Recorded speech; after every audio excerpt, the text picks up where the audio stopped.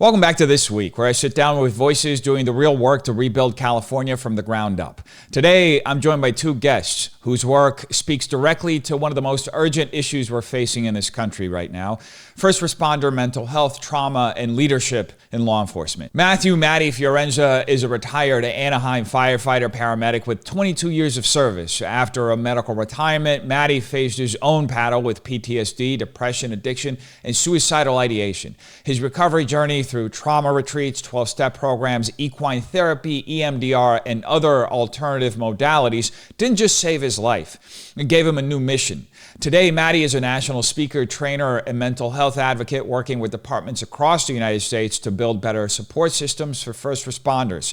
He's featured in the documentary PTSD 911, now streaming on Amazon Prime, and co-created California's first regional canine peer support group, where he and his service dog, Axel, respond to critical incidents across the state. Joining him is Jarret, Kurimay, a retired commander from the Orange County Sheriff's Department with over 27 years of service.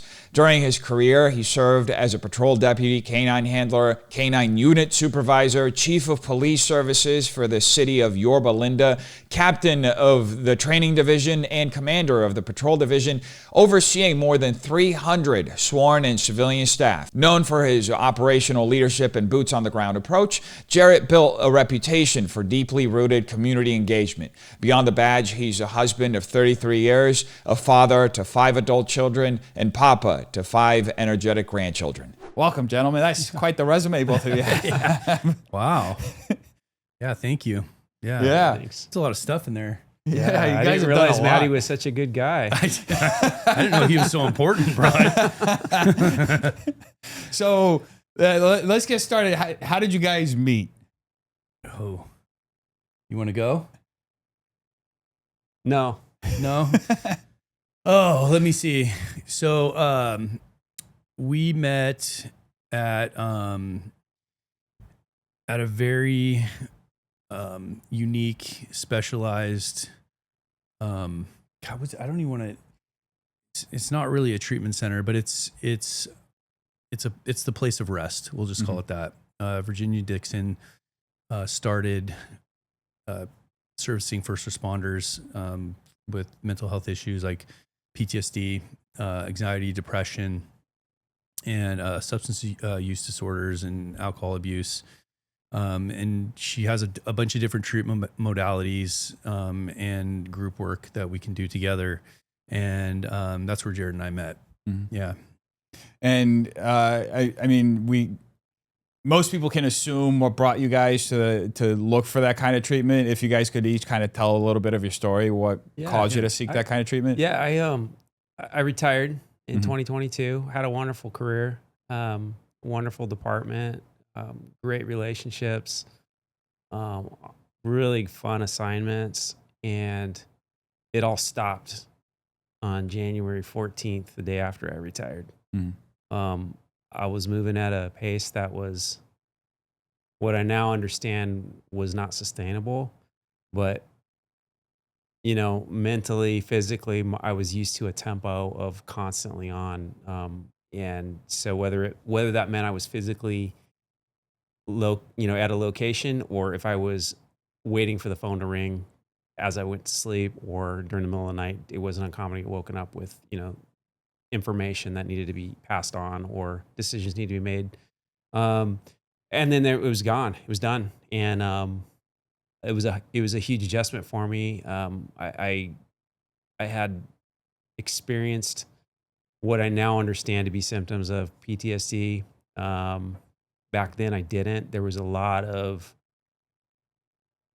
I didn't know. I was very confused by what I was experiencing, because biologically what was happening to me was I wasn't sleeping, which wasn't a huge surprise to me. I'd worked mostly midnight shifts most of my career. So internally, my clock's a little off anyways. I had a lot on my mind constantly. There was a level of vigilance that happened even when it was time to go to sleep. And sleep wasn't restful. It was like the next thing you had to get done so you can get back onto it, and you can get you were thinking about the stuff you had to do and whether or not that decision was made and all the follow-ups you have to do and how you have to communicate all that. but you know, the sensation was, I've used this analogy before. It's like if you were speeding really fast on a boat and you stop, all of a sudden all the water washes up Yeah. over your feet, and you're all at the same time, you're super pissed off because it's like, why are my feet wet? This is so stupid. And then you're like, want to punch the water. It's like, wait, what am I doing? I'm punching water. Like, like this is just physics. What am I doing here? And so there was a little bit of that kind of jolting physically. I had one specific experience that I'll share that really was, I would say, brought me to my proverbial knees, although I'd already been on my physical knees a lot. I went into Home Depot. I'm a lifelong woodworker, and I had been retired for almost a year, and I hadn't been able to go into my garage, mentally speaking. I could physically go in there, but I would go in and I would just get overwhelmed. And it's so strange. That's my workshop, you know? And I just decided one day, you know what, this is stupid. I'm going to Home Depot. I'm going to buy some wood and I'm going to make something. I don't know what I'm going to make. I'm not going to make a plan. I'm just going to go. My fog of my brain was so palpable at this time. I couldn't come up with a plan. I couldn't even explain to you what I was going to do at Home Depot. I just knew I was going to go and I was going to make myself do this thing out of frustration.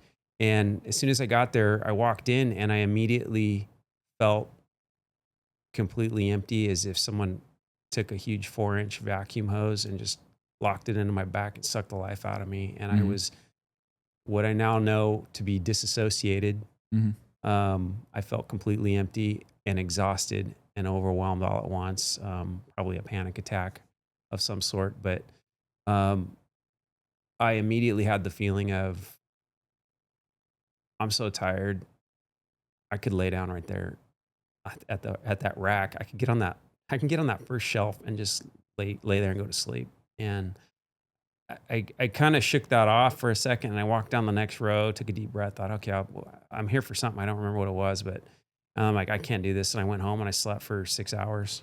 Wow. And this was probably 10 in the morning, 11 in the morning. And I woke up, I felt completely groggy, and I went back to sleep that night, slept all night, woke up the next morning, and I just, for the next 2 days, I felt like I had worked like double shifts over and over on midnight shift type thing. So my body was just, so that was really the incident that kind of propelled me to get some help.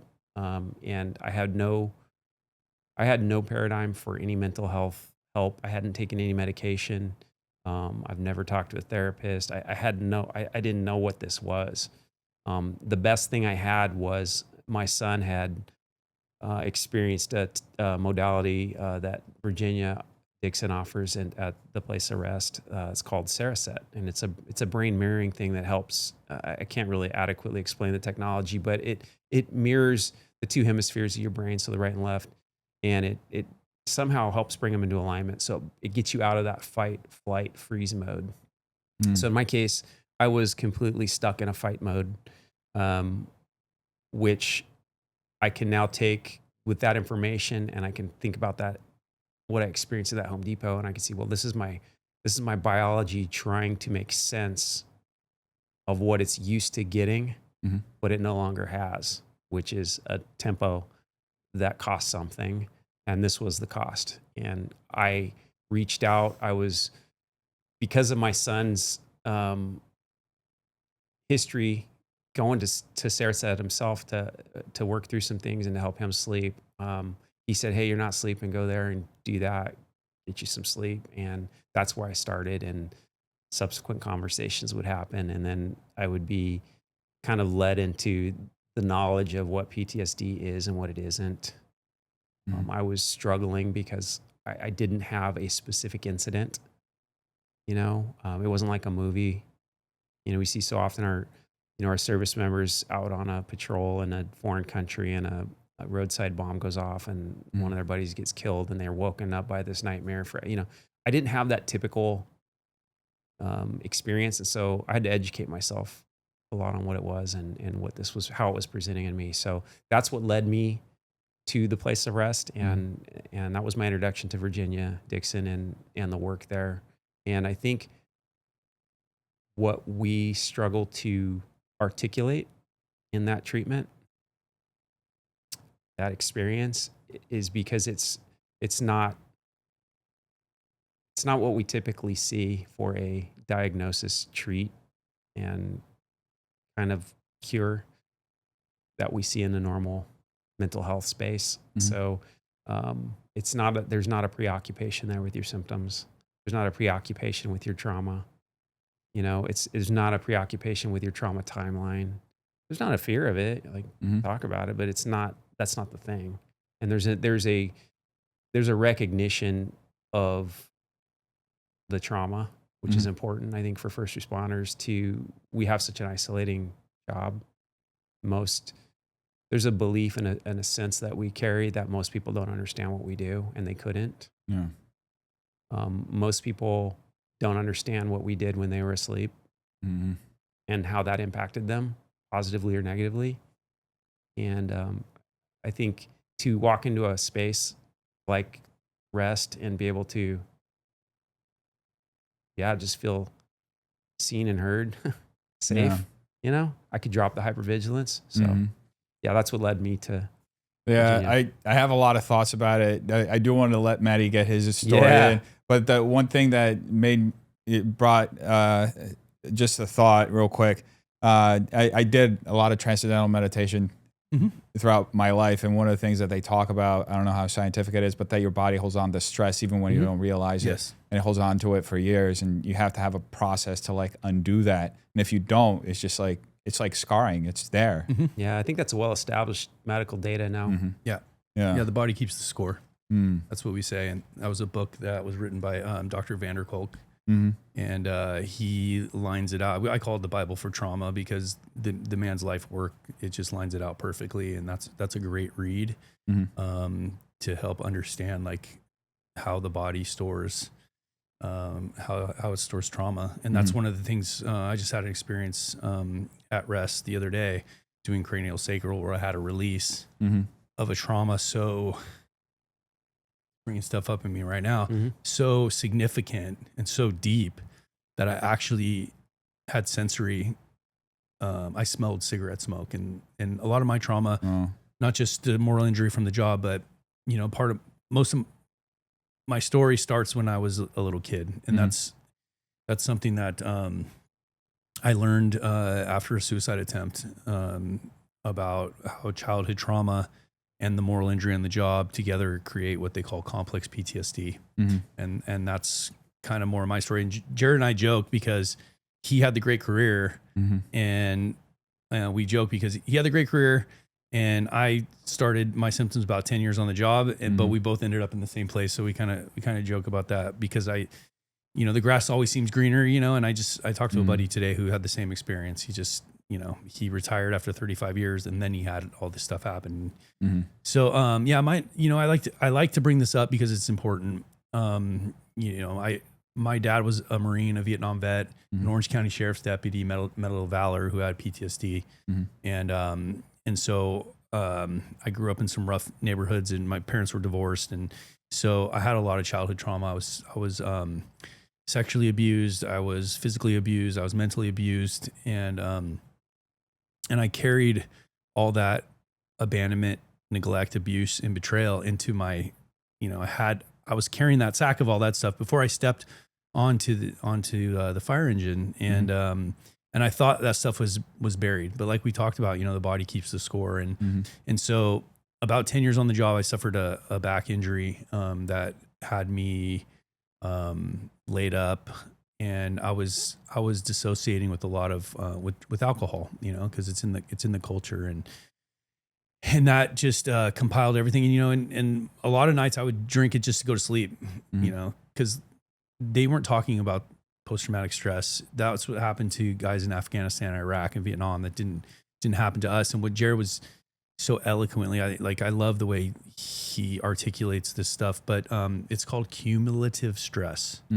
That's what we don't get the tour in Afghanistan where all this stuff happens, and then we come back and it happens that suddenly. It's like that's more acute. Ours happens over time. It's like we get up and do this job every single day for years, and if those things aren't processed properly, which they weren't, because they weren't talking about this stuff when we were, I had Vietnam vets throwing coffee pots at me in my rookie year. You know what I mean? It's a lot different. So I had a back injury, and that being in that much pain, being laid up, having an existential crisis about, man, if I can't do this job, there's a whole identity that's wrapped up in it. Mm-hmm. And I loved it. I loved doing what I was doing, and then all the stigma about, man, I'm just too weak. And, and I did, we were talking about this earlier as well. Like I had a back injury that I wasn't all in on taking care of, because I had to support my family. I have to show up for work. And that's what we do as first responders. Like you improvise and you make it happen. Like, and so I couldn't get out of bed one day for a call. And that's not a sexy way to go out on the department. Like I didn't go through a roof. I didn't get hit by a car, or I wasn't on the cover of the Orange County Register, and it was just years of, trauma to my back, you know what I mean? Picking heavy people up about XYZ. And so I was laid up in a lot of pain, and that's when the hypervigilance, like with the actual brain injury that happens to us, because it does change the makeup of your brain. I like to call it PTS. The D is we're trying to weed that out of the thing, because there is, it's post-traumatic stress. And I believe we don't really have a disorder. That's just a DSM thing. But but one of the symptoms is hypervigilance, and that is not being able to shut this thing off. And when you're laid up, or you're not doing the job anymore, or there's this, for me, all the stress of how am I going to support myself, this identity thing, I really started, it was so tiring. Even when I was putting substances and alcohol in my body to cope with it, that things would just come back 10 times worse. And the association with some of the calls that had to stay stuck, not knowing unconsciously and subconsciously, as a result of my own childhood, coming back. I had a couple suicide attempts, one that landed me into a trauma retreat for combat veterans called Save a Warrior, that took first responders. And that's where they said, look, it's not about what happened on the mean streets of Anaheim. It's what happened to you when you were a little kid, based on the adverse childhood experiences test that they gave. And I was able to, from there, I had such a profound experience that I went back as a shepherd, which is a facilitator, volunteer, for 3.5 years, where I studied under Jay Clark, who was my mentor and the founder, the guy who started the whole thing, who's phenomenal.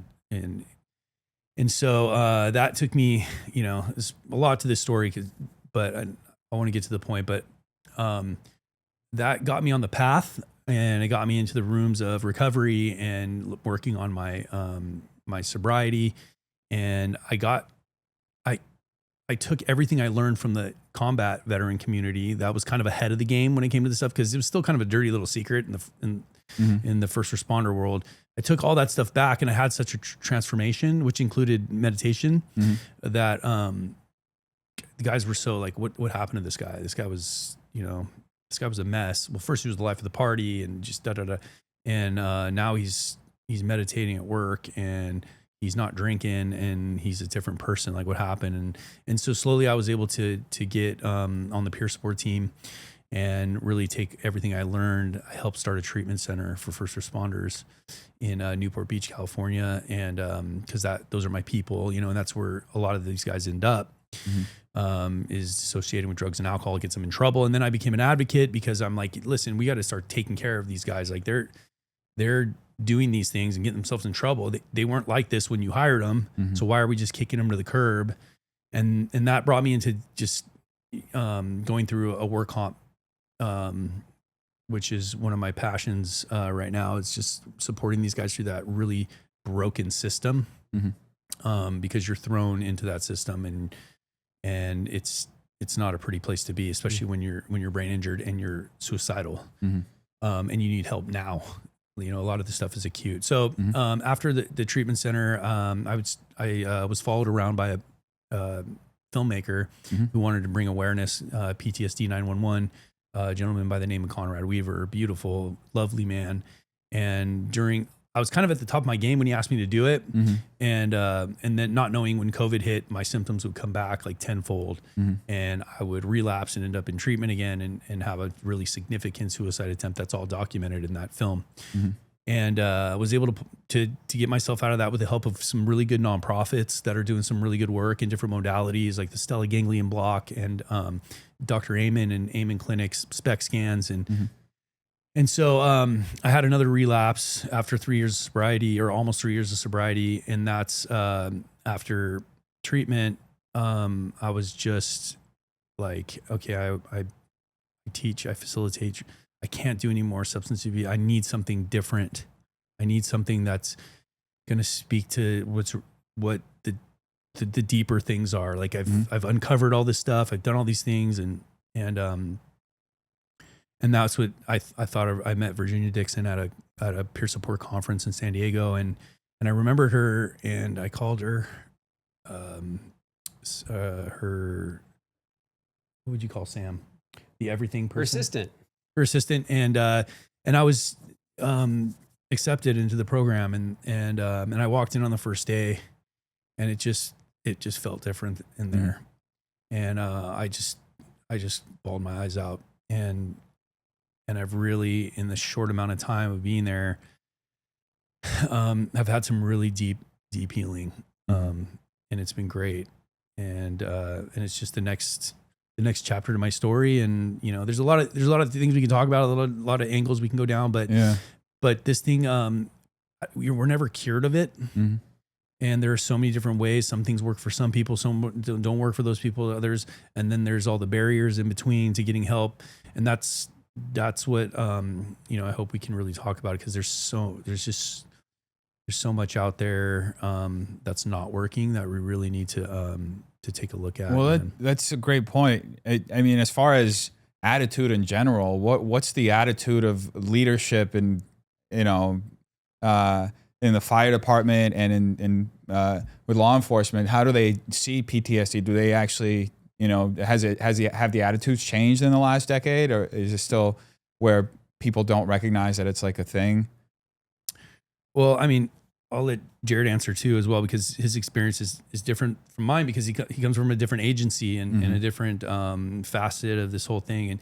But because I've worked with Dr. Gina Gallivan, and she has a lot of contracts for mental health services for all kinds of different agencies, both police and fire throughout Orange County and LA. It depends on the agency. It depends on the leadership, right? I mean, at the state level, yeah, PTSD is presumptive, but that doesn't mean that you're not thrown into the work comp system and still treated like you have to prove to a bunch of doctors and a bunch of different people that you actually have what's going on. It doesn't absolve that. It's not like, oh, you have PTSD, we're going to take care of you and give you everything you need. It does. But that is a plus that we have that.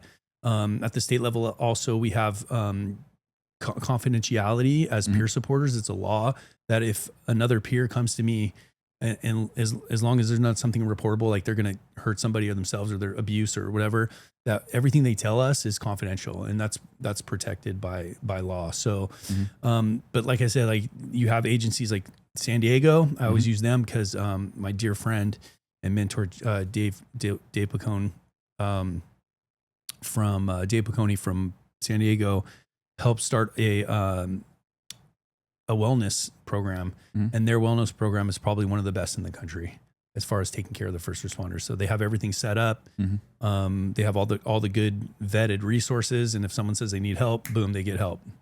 And then you have some agencies that don't even have peer support teams. They're still in, and I don't want to name those places because I don't want to call them out, but it just, like I said, it depends on because there's some good old boys out there that just feel like, suck it up. This is your job. This is what you signed up for, meanwhile they're drinking themselves to sleep every night, So it comes down to like a culture thing. Yeah. And like, I think we're in California, we're really leading the charge when it comes to this stuff. There's a lot of good stuff here. There's a lot of good practitioners, and there's a lot of good facilitators, and there's a lot of good people doing a lot of wellness work, but this has kind of been the mecca for that for a long time. So, Yeah, Yeah, I mean, I would comment that I think a lot of departments are getting it. Mm-hmm. What that looks like is totally different, and that's dependent on the culture within that department. So it's hard to not get the fact that more cops and firemen are dying from suicide than in the line of duty deaths, and that's on a continuous rise. That hasn't changed for the last several years. That's so crazy. whatever we're doing isn't working, Mhm. and I think that's really that's the jagged little pill that needs to be swallowed by society right now. Has the job gotten more dangerous, do you think? I think I want to say yes, but I think that's a lazy answer. Mhm. I would say it's gotten a lot more complex because the tentacles have reached deeper. Because when you have to do a job that people don't quite understand, and I'll give you a visual. It wouldn't be uncommon to drive through certain neighborhoods and get a middle finger, right? In a marked patrol car. Now that same car in that same neighborhood might get all 5 fingers waving at you after something like 9/11 happens, where everybody loves first responders, or there's a sentiment within a community. So I think we're used to that waxing and waning. So that part doesn't rock us too much. But when you get into some of the deeper cultural issues like we're facing right now, yeah, human beings are showing up to do a job that's difficult, and they're putting on a uniform. And yeah, they don't all get it right.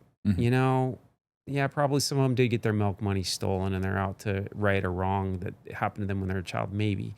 But that person exists in every segment, in every industry, in every vocation. So I don't know that I could say it's gotten more dangerous. Here's what's gotten more dangerous. There is no longer a guarantee for that single. I'm going to speak for cop, and Matty can speak for the fire, but there's not a single cop that can go, I 100% know my department and every leader and everyone at the city level, county level has my back. I don't go out with that. I have the authority that is, sort of in black and white print. Like the law says I have the authority to do this, but authority and support are 2 different things. So I would say that as far as PTSD goes, yes, I think there is an awareness of it. I don't think there's an effective response to it. And I don't think there's a really, be careful of the questions you ask because you might not like the answer. And I think it's kind of that, because if you ask too much questions, you think about this from a risk management. Matty alluded to something I don't fully agree with, but maybe that's where I'm at in my journey. He said, it's something we have and it's not curable. I have to believe I can be healed. Like I have to believe that just like I had a surgery that was work related, and there was an acute healing period where I was super sensitive. I could barely walk. Don't touch me. I need antibiotics. Things were healing. I like to believe that whatever diagnosis I have is a result of a cumulative trauma, like Matty mentioned, which coincidentally was what my back injury was classified as. It wasn't a specific incident. It was a cumulative effect of a lot of incidents, right? And some of those were non-incidents. They were just showing up to do the job with the required equipment, which required something of you. So either way, there was a acute period of healing that took place where I was more sensitive and I was more aware, and my body was firing a little bit differently. And then there was the pain of everyone telling me I'm healed, but I still can't tie my shoe. You can go back to work. I cannot put my gun belt on. There's no way. And then as time goes on, your body heals, it does its thing, and you're like, wow, this is. So I think when you have the post-traumatic stress injury is what work comp classifies it as. I think it's important to kind of contextualize that a little bit. I think part of what I perceive the additional injury is, to me, and I've talked to other people that feel this way as well, is that, yeah, there's no cure. This is it. Sure. Sorry, dude. Here you go. Here's the rest of your life. And so now you take this back to the conversation about, well, how are departments responding to this? Do they get it? It's a risk management issue. Because if you're going to buy this for your whole life or the whole life of this person, now I think we have a shelf life, fire and police when we retire of 6 years. That's the shelf life typically.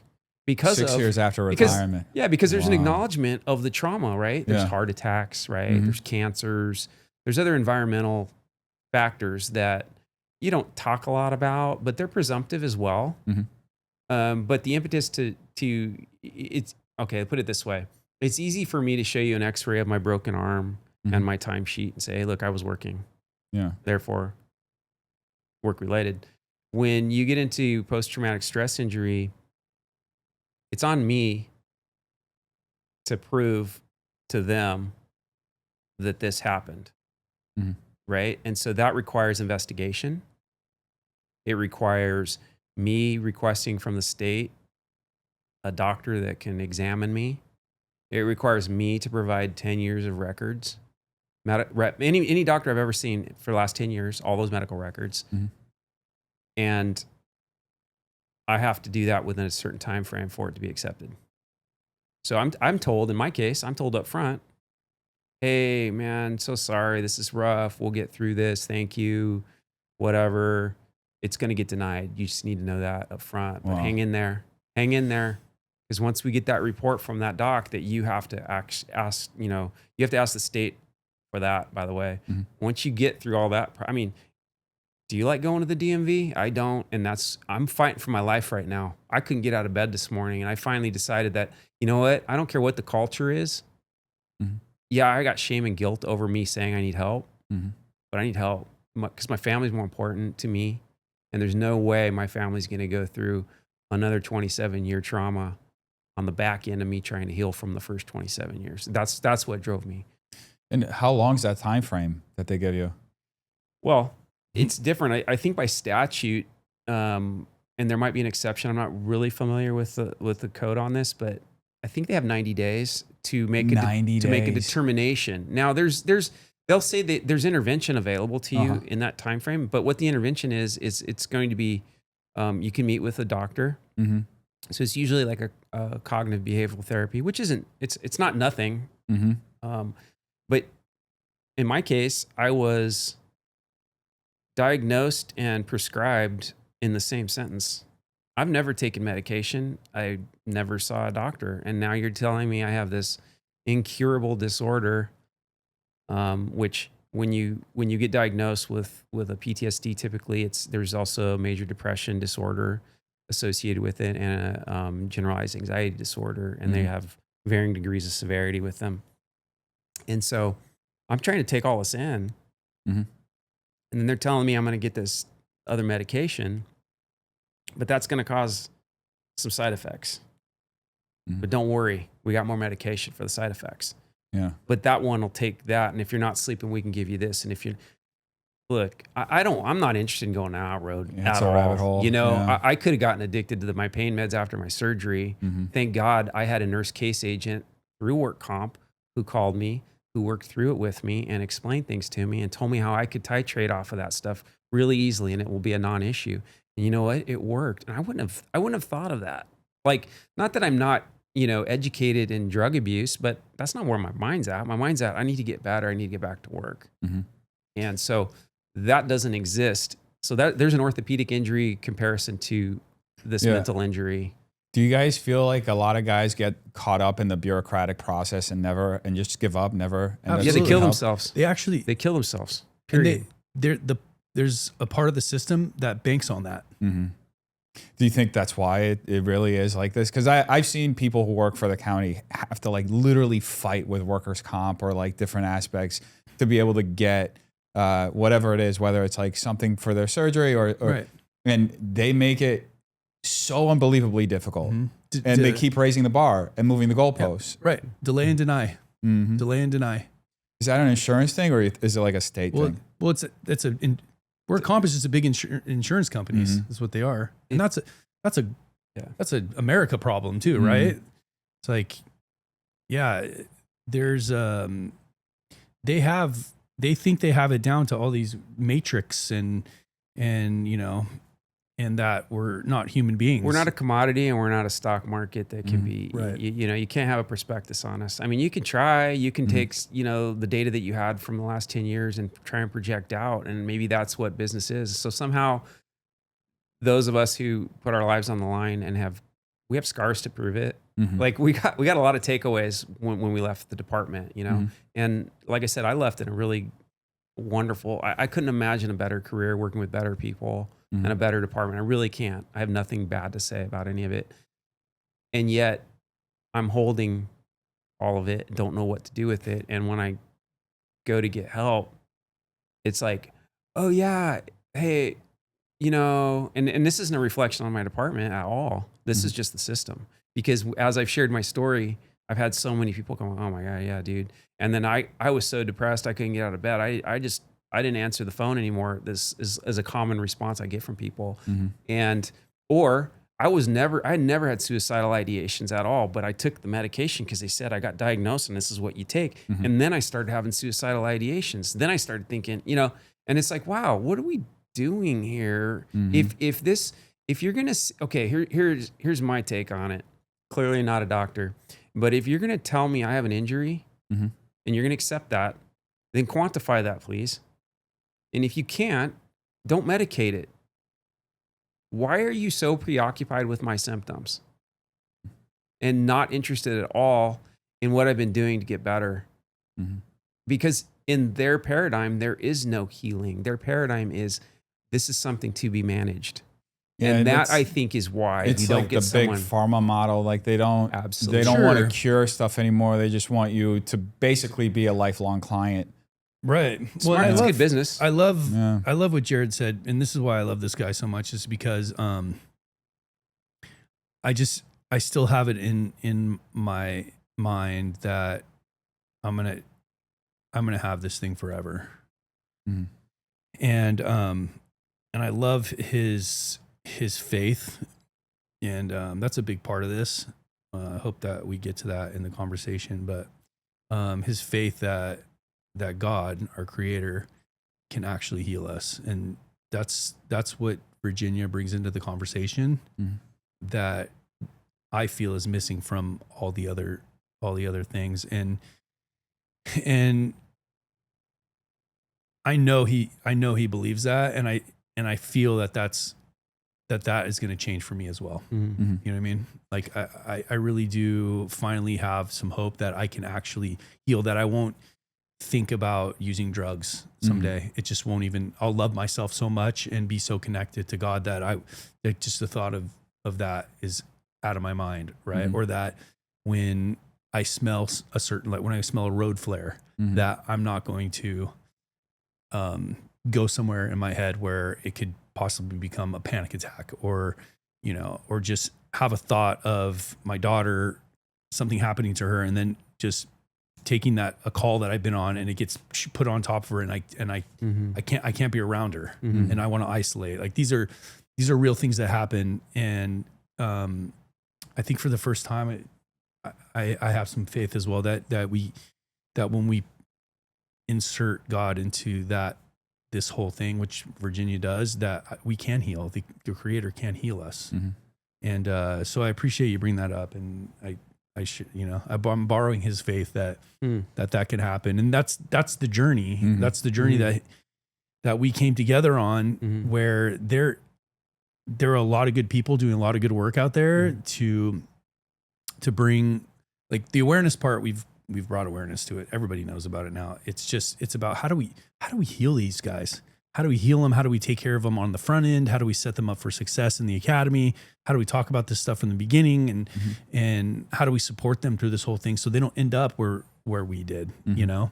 And we're not there yet, but I feel like we're pretty close. And if we can get big insurance companies on board, if we can, you know, these people want data. They want to see data. They want to see, and this is a tough thing to you know, because we can't even keep the right data on suicides. We know that there are more suicides than line of duty death in both our professions.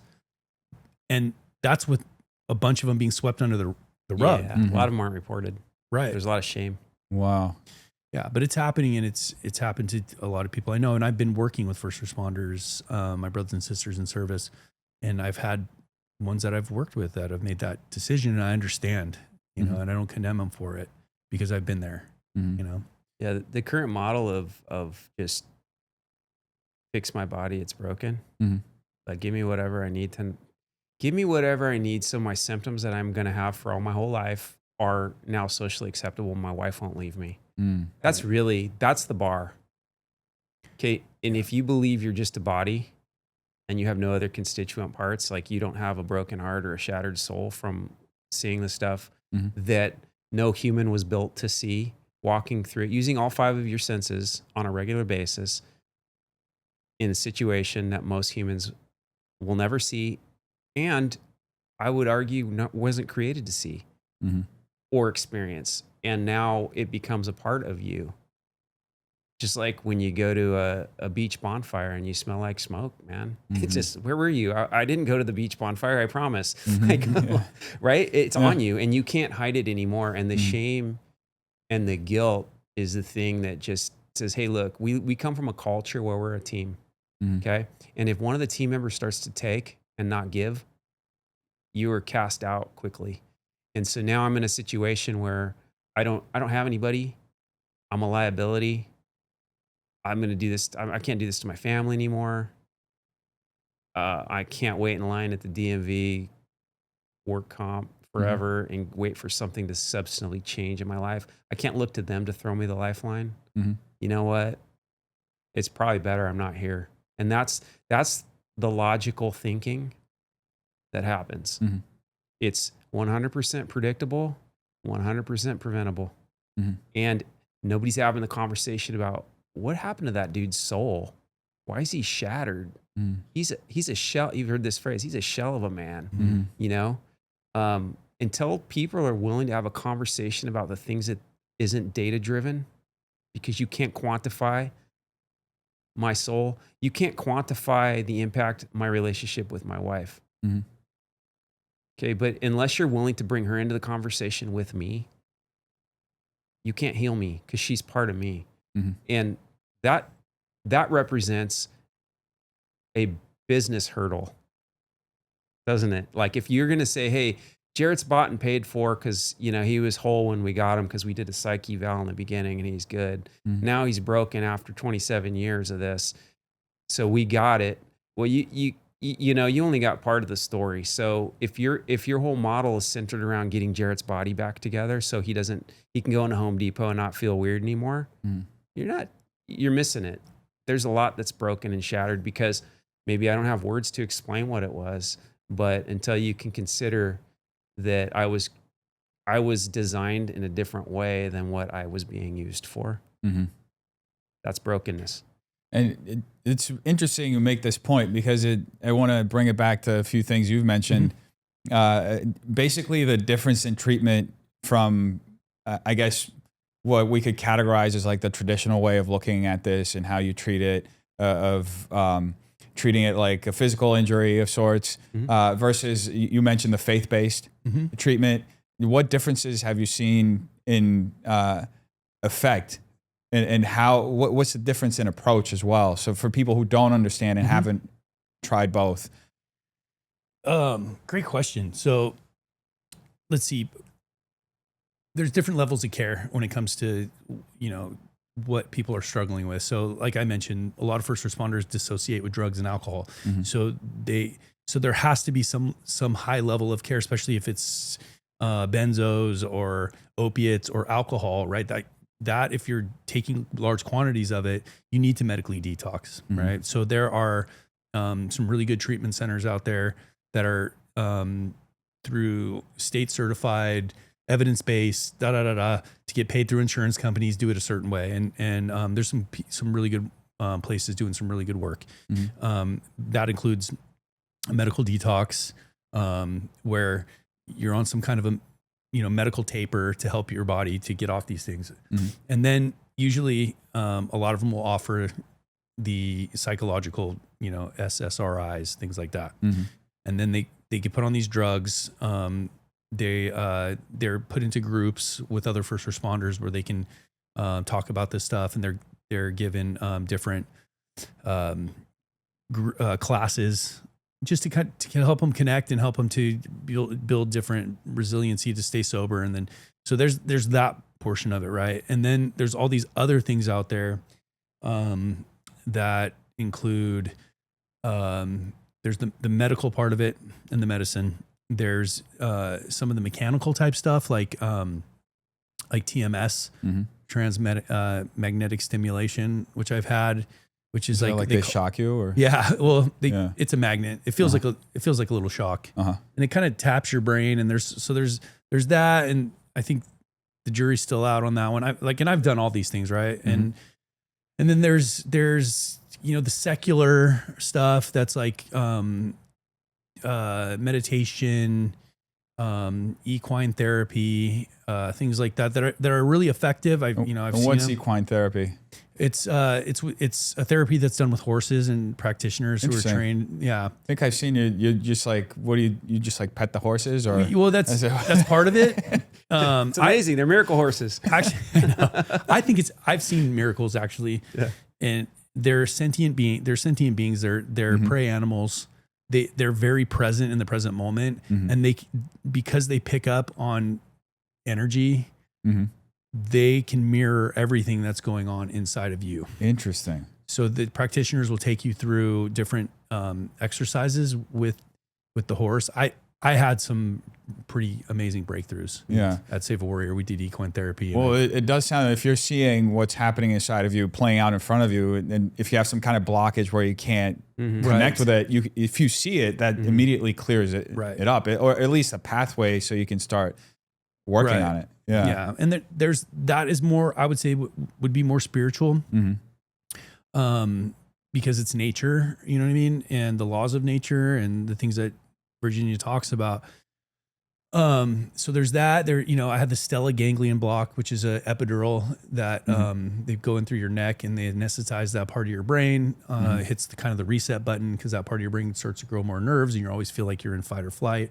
So there's the mechanical, there's the medical, there's retreats that you can go on. People are using psychedelics now to help with PTSD. There's all kinds of stuff like that, right? Like I said, there's not one thing fixes all, but to come back to your question, I was baptized on my journey. I started to get plugged into a local church, and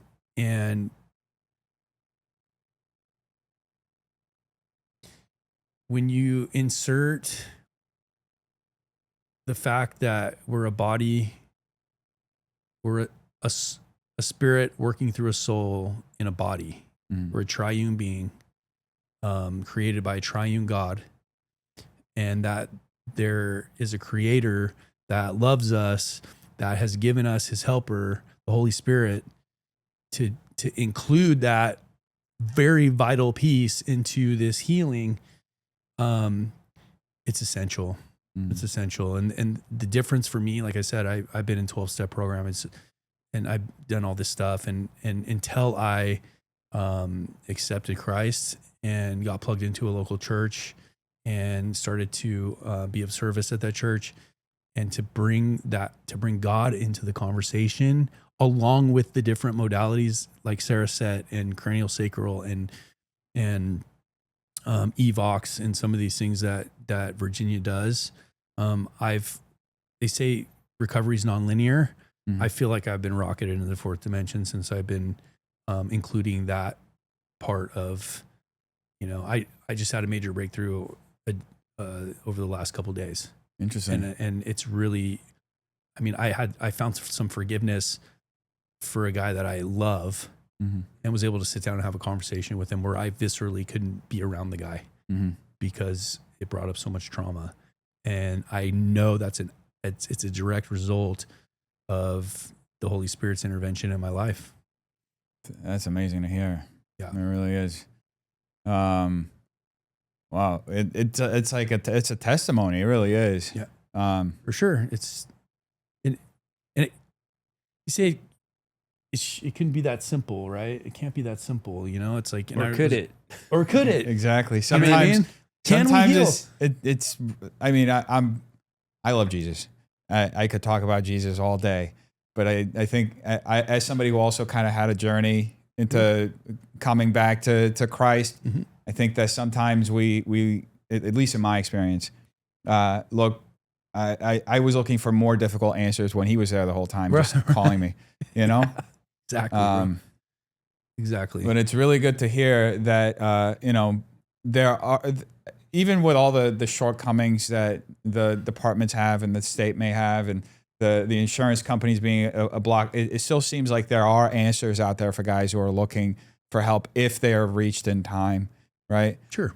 Yeah, absolutely. I think that's the critical call right now is how do we take a huge societal ego check on what's not working with mental health as an industry, okay? And this isn't, you could take this first responder conversation out of it, and you could say, well, what's working about putting somebody on a medication to calm their symptoms that haven't been tested and then approved for any level of longevity at all with the FDA? It's a few weeks at most. Why is that okay? Like, how is that all right? And the takeaway is, well, because look, they're normal. Are they?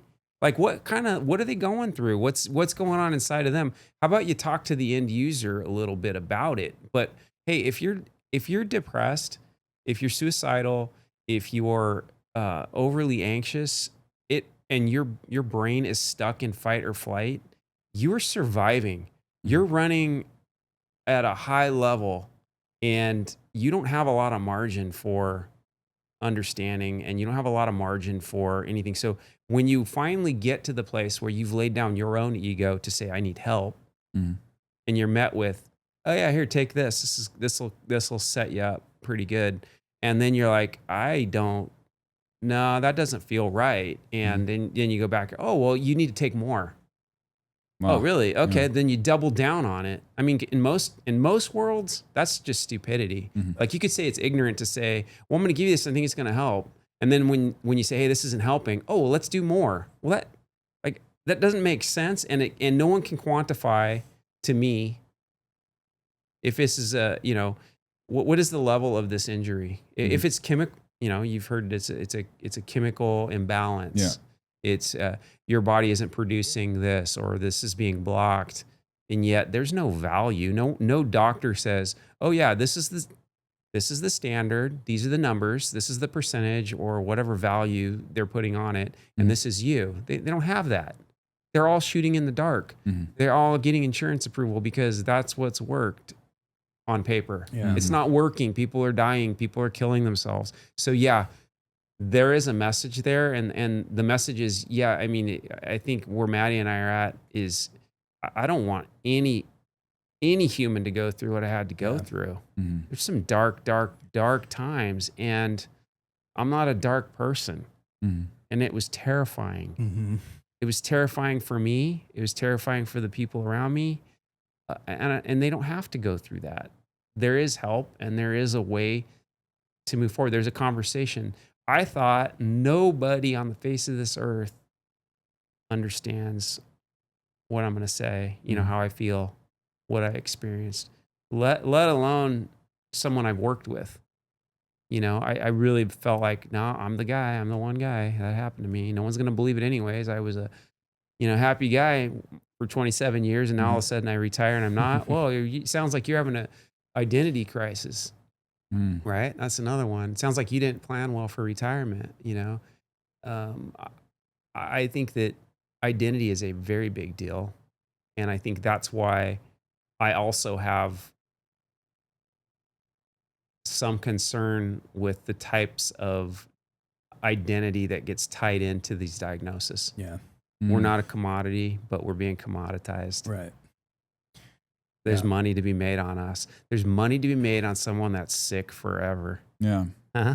So, and sometimes it feels like, and going back to, I mentioned Big Pharma earlier, tying into somewhat of what you're saying, sometimes it feels like we're just their guinea pigs. Like, I think COVID was a big example of that. They kind of did also rush out those vaccines, and now we're finding out people are getting vaccine injuries and all these other things. And yes, there are serious issues that come with rushing medication like that.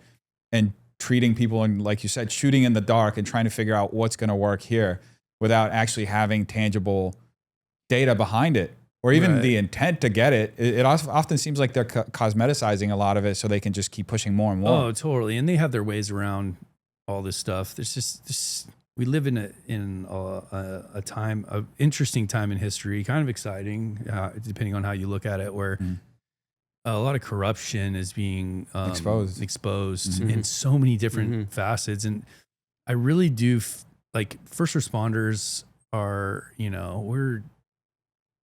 we're loved in the community for the most part, and we're suffering right now. Our population is suffering. And I think, I was talking to Virginia about this. I think this is why God chose her to bring her program to us, because there's such a spotlight on us that he's going to show what he can do through her work in this population of people. And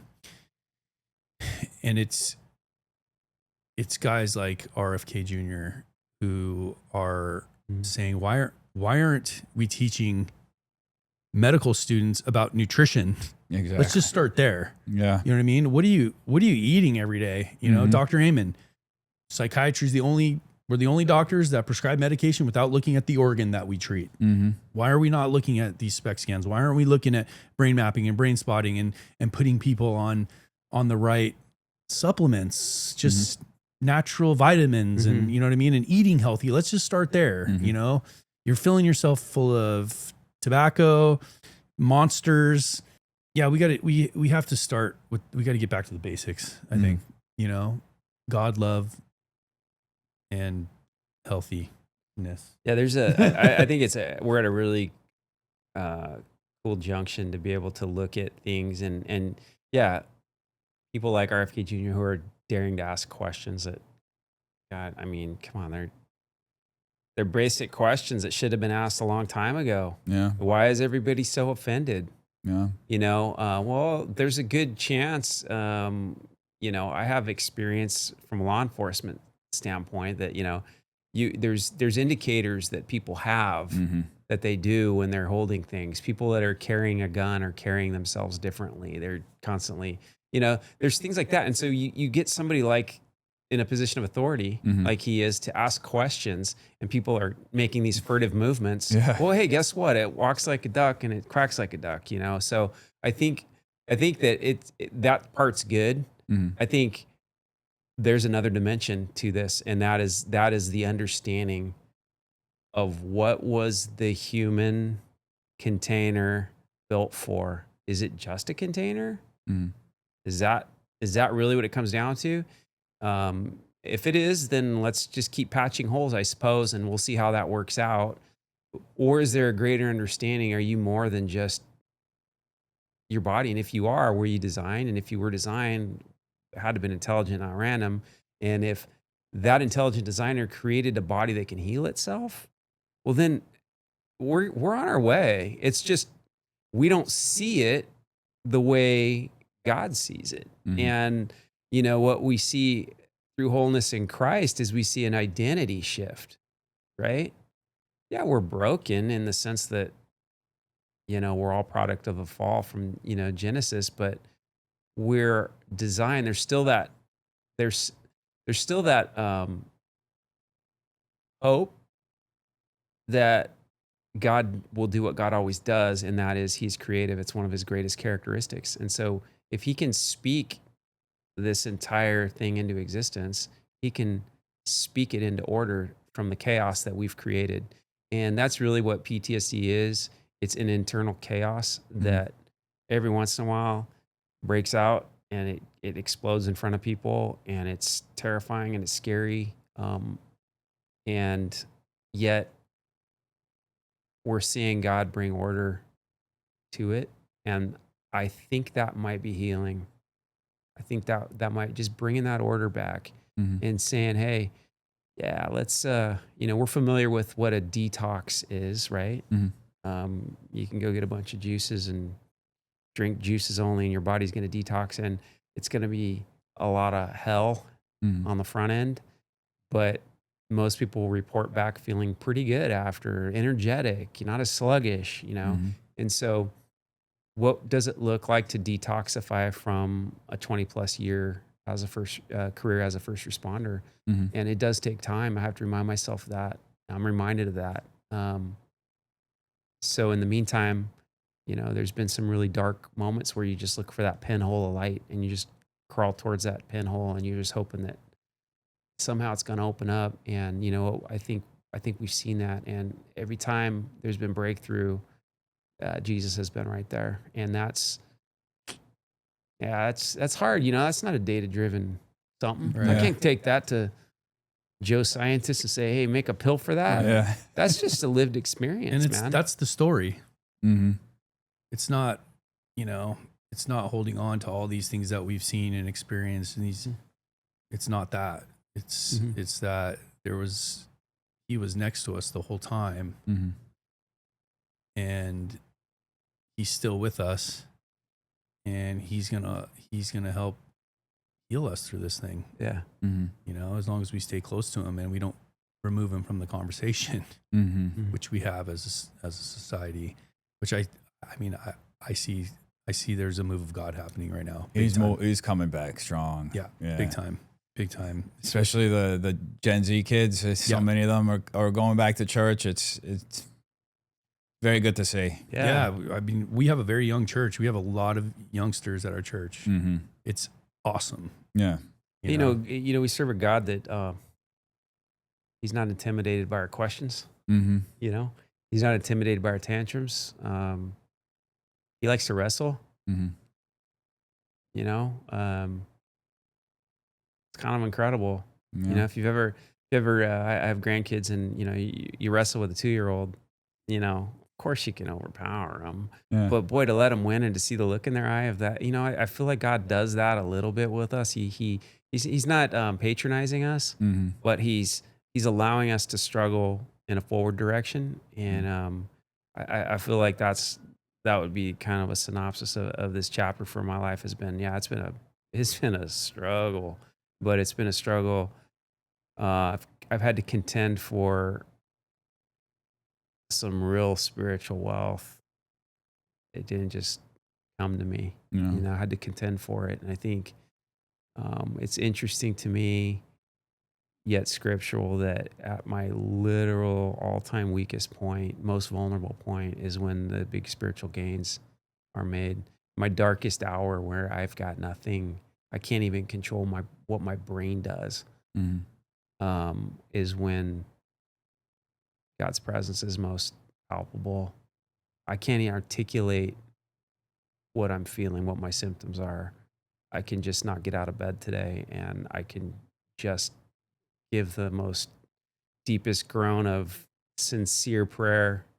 I don't know what's happening, God, but I'm yielding this to you. I can't do this. And I don't trust any of the doctors, not because they're not great people who did really well in school, but because they're doubling down on stupid stuff. Like, I'm the end user. It doesn't work. I don't want more. I want better. And I know you can get better, but we have to lose the collective ego, man. We don't know. Have a doctor tell me I don't know. What I'm getting diagnosed based on a random numeric score I'm giving you, like a pain scale. What's your pain scale on 1 to 10? Yeah. Oh, well, because you answered 6, you have PTSD. That's essentially as scientific as this, DSM has made it. Wow. And that's required to get the label, to get the reimbursement, to get the treatment. That's wrong. That's backwards. Yeah. It often doesn't seem too scientific. It's what I do want to bring it to something that you guys kind of touched on, and in the break here, you guys kind of mentioned a little bit. If you could speak to a young guy who's just getting started, he's like 5 years in or something, and just give him some pointers or some habits that he could develop to just prevent, or prepare for something like you guys have experienced. What way would you steer those guys? Oh man, what a good question. I love working with the new people. Especially, I think the generation coming in, they're not prepared for what they're going to see because of all their convenience and that their mom did their laundry for them or whatever. But they're open to things. They're open to talking about it. They're open to some of the woo-woo stuff. And so I would first and foremost, like, you have to have a community of practice. And what that is for me is be a part of a local church. You have to be connected to God. That's gonna, if you have an awareness of that and a relationship and people in a community to talk about that with, that's gonna be huge. I like to call it a daily practice. It's important to have a daily practice. For me, what that looks like is I get up in the morning, I grab my Bible, I read my devotional, I get on my knees and I pray. And then I get up, turn the coffee pot on, and I meditate for 5 to 10, 20 minutes if I can get 20 minutes in. And then I listen to worship music to a 12-step meeting. And then I check in throughout the day and with God. And at night, I do an inventory. Do I owe someone an apology? I say my prayers, I read my Bible, and go to bed. Daily practice, no matter what. Super important. And, just having other men or other women in your life that are aiming up and that you can talk to and open up about anything that won't hold you, won't judge you, but will hold you accountable.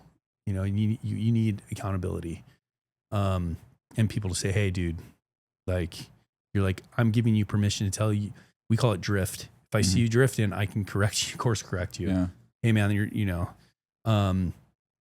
and just be open to doing debriefs, open to, having feelings and not being afraid to talk to somebody about it, whether that be a pastor or a counselor or a clinician. Find one that you can trust but I would say those would be the big things for me. Yeah, I think some of the younger generation, they might be products of their parents' insecurity. That's not on them. That's not their identity. I think they are adventurous. It seems like they definitely have less presuppositions about what they're going to experience. And I think, to be fair, I don't think anyone's ready to experience what they can. That's true. I had an investigator ask me regarding my PTSD. Well, didn't they teach you in the academy about, and I said, 1995 they did. They taught me, and they also taught me about shootings and stuff like that. And until you've been shot at, it's great information, but it's a little uninformed. So yes, we're doing a much better job, I think, in the academies, in some of the in-service training, by just talking about it. But I think if I really had someone's ear, it would be to say, you're going to see supernatural things.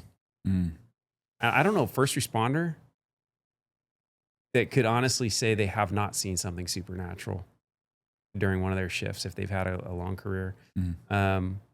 You're going to see things that will leave blanks in your mind that your mind will want to fill in because it's confusing, and that's how we're built.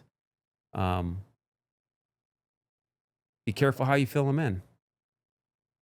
Sometimes we get dissonance. We want resolution, but we get dissonance. And in the case of law enforcement, we're to bring order and we're to bring peace. And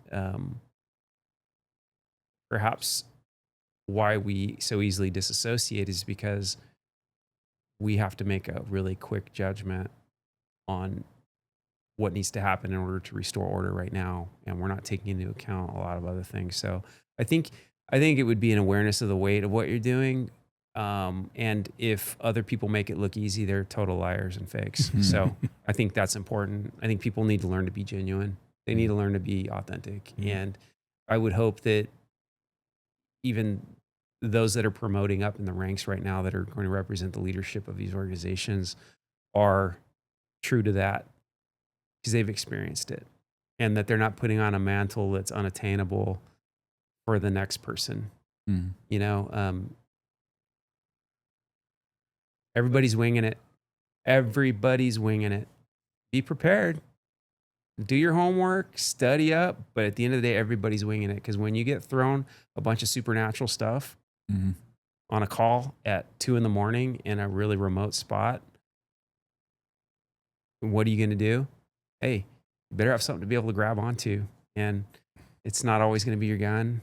You know, it's not always going to be a resource. You know, sometimes, and a lot of times, it's going to be, God, what is going on here? Yeah. And there, the one thing I think is important too is that, and I say this to cops in general, is regardless of your belief in God, your office exists as a divine mandate. And, you know, Paul tells us that in Romans. You know, we're ministers of God's justice. That doesn't mean only if you're a born again, believing cop that gets sworn in and get your badge, you're now God's minister. Nope. You're God's minister, and as God's minister, you get a special dispensation of protection that extends in the face of supernatural things happening. And so you can walk in that authority and that confidence, but you don't, that's not the end of it. The flip side of that is, you know, you need to build on that relationship with the guy who put the badge on your chest, honestly. And that's where the real resilience is. And I can honestly say in retrospect, I believed that. I didn't have space to understand things, and I worked under a little bit of a feeling that, well, this is, they make it look so easy. I guess I just need to suck it up a little bit and just do better, work harder. And no, I didn't, and I shouldn't have. And yeah, I think God's got it all dialed in. We have barometers built in. We have little spidey senses, they say, right? Pay attention to those things, especially in your life, in your family life. You know, survival, because ours is a die or survive thing, right? Yeah. This sort of polarizing thinking, right? Surviving isn't living. You know, it's not truly living. It's just being alive. Right. So somehow learn to live in the midst of all this trauma, dissonance, things that you don't control, you're not responsible for. Yeah. I got a lot, man. Bring them in. We'll talk. Yeah. No. Bring in these youngsters. I think it's important. I think it is. It's a great question.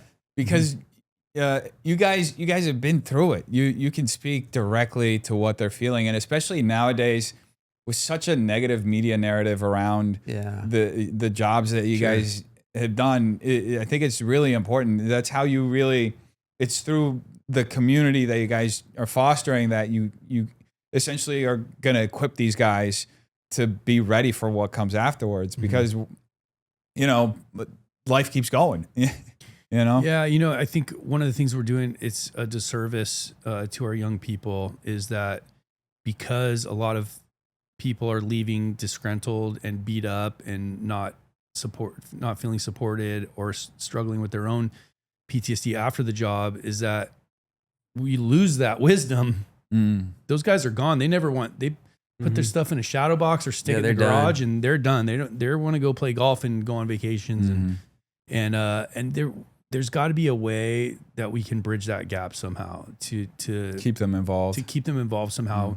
And feel still part of, to where they can mentor those young people and you know, maybe just a phone number here. Like, when you're feeling this way, just call me. No judgment. Let's have coffee. You know, and I promise I won't. Well, in my day, we're right. I won't do that, but I'll give you a little because, you know, in old ancient civilizations and tribes, like the wise elders brought the warriors in and they did ritual and they grieved and they mourned and when those elders felt that they were ready to go back into the tribe, they let them back into the tribe. And then those guys became the wise elders of the tribe. And we've lost a lot of that in our culture. You know, we're kind of just throwing our wisdom to the, you know, I don't want to hang out doing. Our culture has a really weird way of thinking about age. We only value people like in a certain age group, and then afterwards we think that they're just discardable. And like you said, the result of that is just you end up getting rid of all this wisdom that could be helping the people who are younger and at that prime age that we see culturally be operating better and be preparing for later parts of their life. Yeah. That being said, I do also think it's important that there's with you guys have performed jobs that are unique, right? If you're like an accountant, you just go to your job, you fill paperwork out. There isn't like a media narrative or conversation around, what you guys are and what you represent. If there was somebody who has a misconception that's been built by the media or some negative experience that sometimes a family member, sometimes they didn't even have it themselves. It was like they got told by somebody, what would you tell that person that could help them understand your side better, right? Yeah. Because you guys, I see you guys as heroes. Like you guys said, I'm sleeping, you guys are out working, and so I can get up and get over here and be safe, right? So I think there's been a really unfortunate narrative that's been built strictly for political purposes, and to demonize your professions. And I don't think it serves our society. It really contributes to the dissolving of our society, honestly, because without law and order, you have no reason to have law. Without people who are going to risk their lives to keep this building up, you have no reason to have it, right? Yeah. So what would you tell somebody like that? That's probably a better question for Jarret, because everybody loves a firefighter, right? Yeah. I mean, That's true. I mean, for us, it's there was that case just a couple of weeks ago that guy called the fire department and shot him. Right. Yeah, it was a pretty deranged thing, but I was going to bring that up too, because I mean, that's right. That's the flip side of it. Everybody loves firefighters, so they're still showing up in like canaries because they're wearing yellow, and they're easy targets. And that's happened. It happened in Long Beach, and now it happened there, and it's happening more often. And that's everybody knows that's horrible. Mm-hmm. You know what I mean? But I think for the most part, in certain times in my career, with maybe how much we were getting paid has been brought out, because some of us are just high school diplomas, and but I can tell you that and when people go to there's a website you can go to see how much we quote unquote make, and people are going to the law enforcement saying, yeah, officer so and so, you made X amount of dollars. It's called Transparent California. What that shows is it's not how much we take home. It's like benefits, retirement. It's like everything. So it shows a very large number. And but I can tell you proportionately for what we're responsible for, these guys aren't, and how much these guys are working and forced hired. They're not making anything near what what treatment's going to cost them when work comp doesn't come through for them. Or what the time they spend away from their family, or like what a 9-to-5er works as an accountant or something like that. So I'd say for firefighters, that would be the big narrative, how much we get paid. But that's a better question for law enforcement right now, because I can only,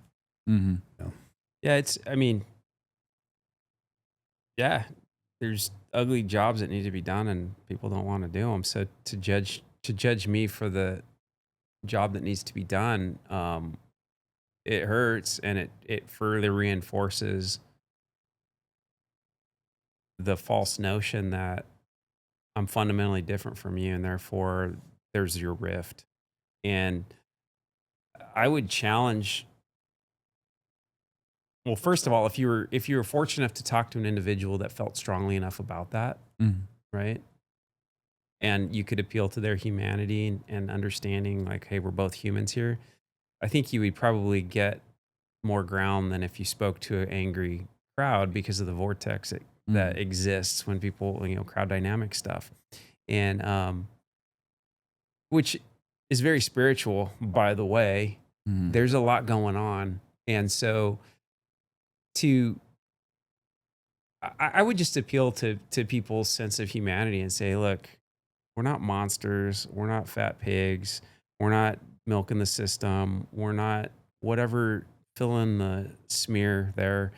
I happen to I might even believe the same way you believe, faith-wise and even politically. I don't know. We've never been able to have a human conversation because I'm wearing this costume this outfit, which has become a caricature now of representing government. Mm-hmm. You know, of course we represent authority stuff. And, you know, some of the most profound calls are the ones where the people that historically hate you the most and you're there to help them. And they're so pissed that you're helping them, but they're so grateful to be helped Mm-hmm. that they're just angry and and you're like, all right, we're good. Let's next call. And you just move on. And so I don't know if that's a us problem as much as it's a each individual problem. Mm-hmm. And I think, again, are there cops that are complete jerks? Yeah, absolutely. One time I met a complete jerk at the fast food counter too. Mm-hmm. You know, I met a complete jerk who is an accountant. Mm-hmm. You know, I met an awesome guy that donates his time and money and everything, you know, who's a school teacher. It's like, not everybody's everything. And you can't, this polarizing black and white binary thinking in terms of, I can have my opinion without judging you. Mm-hmm. Have your opinion. That's fine. But if you're going to speak out your opinion, then let's come together at the table and reason. And let's talk through where you came to that conclusion, to that opinion. And if you're open to it, I could offer some reason why I think this and my lived experience and how that informs my opinion. Now, if you don't have a lived experience or your lived experience is, you know, online, Yeah. and that's fact for you, I get it. Our kids want to believe in something. They want to hang their hat on something. They want to say, this is what I'm about.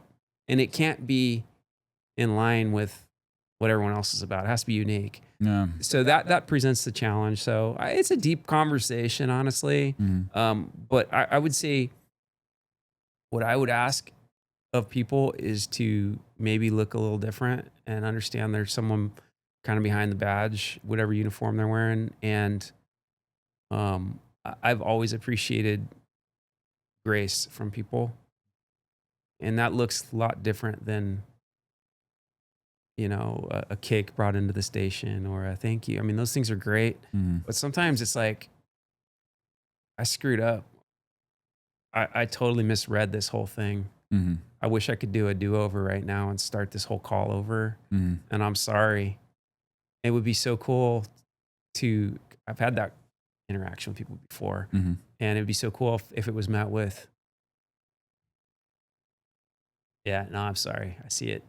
Yeah. I see it. I was a little upset, you know, or whatever, and you can move on.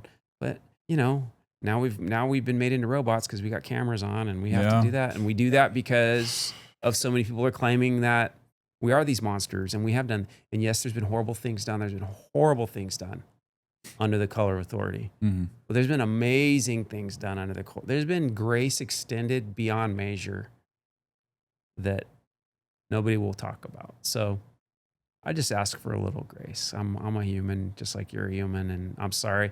I'm sorry I honked at you. I'm sorry you cut me off. Whatever. We all need that. We all need grace. Well, that's beautiful. That's I agree with that statement 100%. I think in general, society would benefit so much from just having more grace in every aspect. Yeah, that's good call. Yeah. So, but thank you, gentlemen, for making the time to come out here and driving out. I know you guys took a drive over to get here. I do appreciate that. Thank you, Evelyn Jones, for connecting us. Yeah. It was a great conversation. And please look into each of your cameras. And this is your camera, Matty, and that's your camera, Jarret. Mm-hmm. And give out your social media, you know, how people can find you if they want to get involved, or if they're just like somebody who's getting started, you know, in law enforcement or in the fire department, and they need somebody to talk to, you know? Yeah. So Matt, fireman_Matty is my Instagram. frprfoundation.com, the First Responder Peace and Refuge Foundation, is my website. That's the nonprofit. Those are the great places that you can find me. If you're new and you are looking to get into this profession, don't be discouraged by this stuff. It's a great profession, and just set yourself up for success. And if you have any questions, you can always reach out to me. I have no social media. If you want to get a hold of me, I guess you got to call Matty. Call Matty and look him up, and then he'll get a hold of me. I guess that's the easiest way. Actually, I'm more analog, I guess, than digital. Unified Wellness Center is the treatment center. So if you're a first responder, you're struggling with mental health or substance abuse, Unified Wellness Center, unifiedwellness-center.com is the treatment center. And then Virginia's place, the place of rest, theplaceofrest.com, where we met. So. Well, I appreciate you, gentlemen. Thank you so much for coming out here. You guys did important work, and now you're doing important work again. So thank you so much. Yeah, I look forward to seeing the great things you guys do. Yeah, great. Thank you. Thank you. All right. That's it. And scene. Scene.